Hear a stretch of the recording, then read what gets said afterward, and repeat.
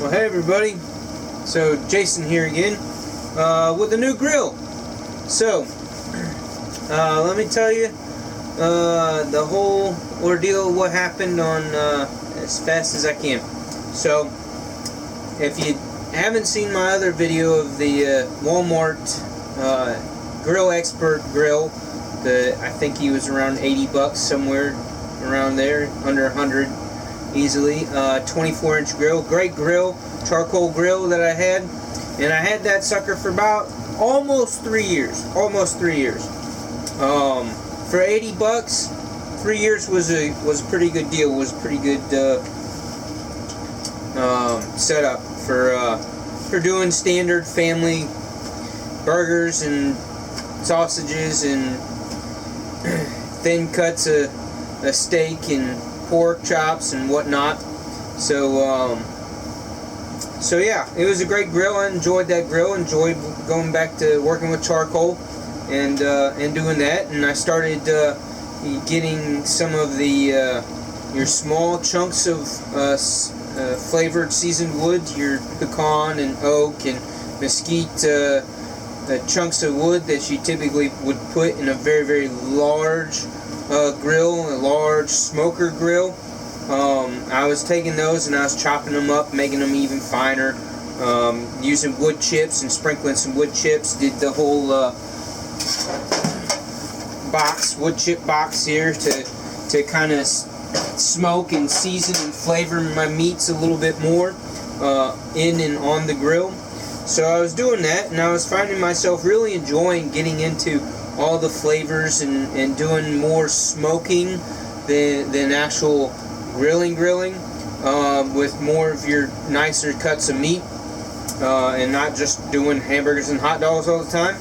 So with the idea that I wanted to venture more into that cooking, outdoor cooking experience with all those types of meats and leaning more towards the smoking than rather just standard high temp grilling, I realized that grill was not going to do it anymore for me, that I needed to move on and get something different that was more suited for that, like the Pit Boss Lexington pellet grill that I have right here. So the other grill lasted me right about 3 years, about a month shy of being 3 years, and I enjoyed it. It worked well for 80 bucks. It was a fantastic grill. What I loved most about it was cooking on cast iron grates.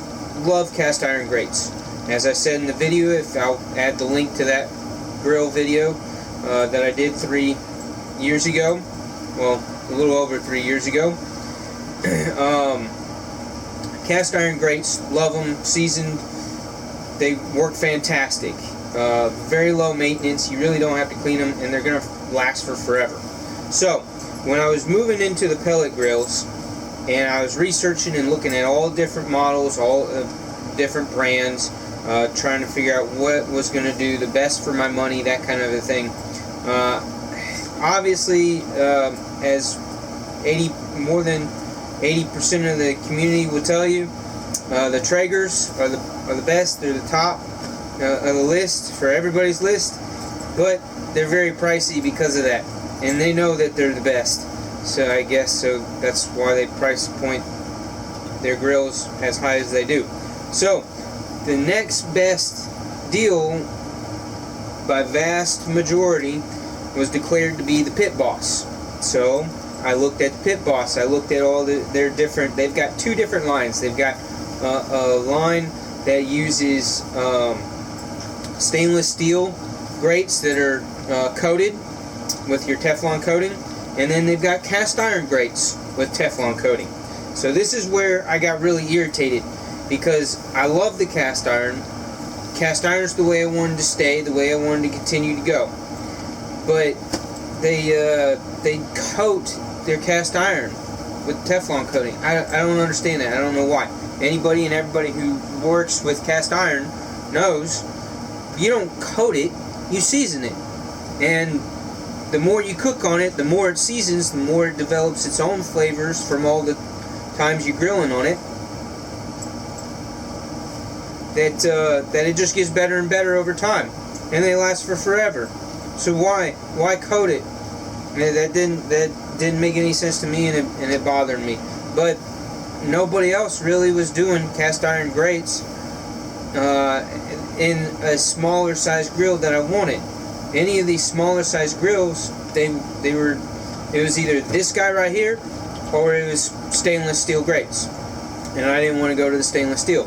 So what I found out, and this guy is primarily sold at Walmart. I mean, you can find it in a few other places. It's a little hard to. It's the Lexington model.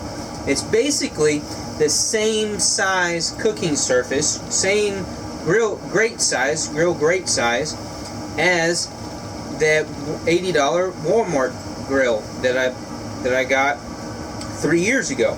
So what I did was I took all the measurements, matched it up, and sure enough, the grates from that $80 Walmart grill, with just a few cuts here and there, fit in this sucker right here, in this Lexington, the Pit Boss Lexington model, 24-inch grill, just like the other one. So all I had to do with the grinder cutoff wheel was make those couple of cuts so that he'd fit in there, and the grates fit in there great. So I've continued to be using cast iron grates that fit, that I've had for over 3 years. Have already been seasoned for over 3 years. So I'll show you. And granted, keep in mind that this is not a true smoker. This is a smoking grill. So if you want to smoke meats, primarily smoke meats, this is not the grill. This is a grill that just does the smoking effect because it uses the pellets, and you can set it to low temperatures. I know you can't see in the camera, and I'm trying not to move the camera around so much, but the temperatures, it has smoke, which puts it about 120 to 140 degrees. Then it goes to 200, 225, 250, 300, all the way up to 475, and then high, whatever high is. I've never used high. It's probably somewhere around 500, 520 degrees. But it gives you a nice temperature dial here on the front, on the top of the lid. You open up the lid, and sure enough, I know it's a little hard for you to see it. Sorry, I got right up to the camera. That probably was loud. But I've got some, because it's Valentine's Day, I'm making a nice seafood dinner. I've got some shrimp, tons of shrimp, and then I've got two lobster tails here. They're just about done. And then I've got some crab legs, some Alaskan king crab legs in the back right here. So I've got crab legs, lobster tail, and lots and lots of shrimp. So, and everything's getting real close to being done. Shrimp's going to have to sit in here a little bit longer, but I think the crab and the lobster tail I can take out here in a minute. But I've got them cooking. I've got the grill set at 300, and I've noticed that setting the pellet temperature gauge at 300, I'm getting it to around 275, 285 on this dial right here. So the meat is probably getting somewhere right around that 285 to 295. Not quite the 300, but super close. So it's fairly accurate. It's a fairly well done grill. As far as cooking goes, here's the. Let me see if I can get low enough here for you. This is a butcher block table, cutting board that I routed out on the undersides and put some magnets so that it fits onto the lid of the hopper, is what they call it, for putting all your pellets in. And what's great about these grills, about these pellet smokers, is that you fill up the hopper with your pellets, and it kind of works a little bit like a crock pot, as in you set the temperature, and you can go away for 2, 3, 4, 5 hours, 10 hours, depending on the size of the hopper and the temperature that you're cooking your meats at. But you can,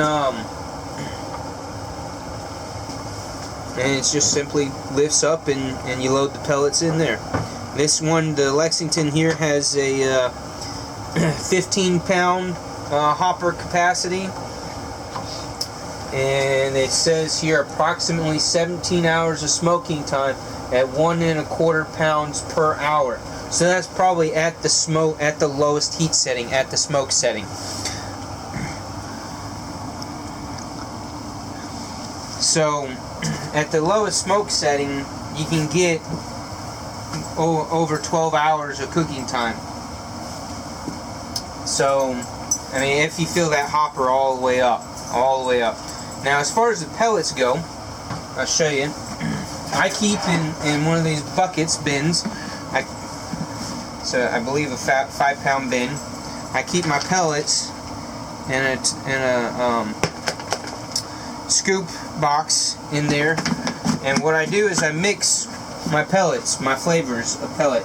Right now I've got apple and pecan in there, and that's kind of my favorite these days. But I like to mix up. I usually mix apple with a wood flavor, whether it's pecan or oak or mesquite, something like that. Check out your local stores, Walmart, Lowe's, Home Depot, anywhere. Academy Sports for me, since I work there, so I get my discount.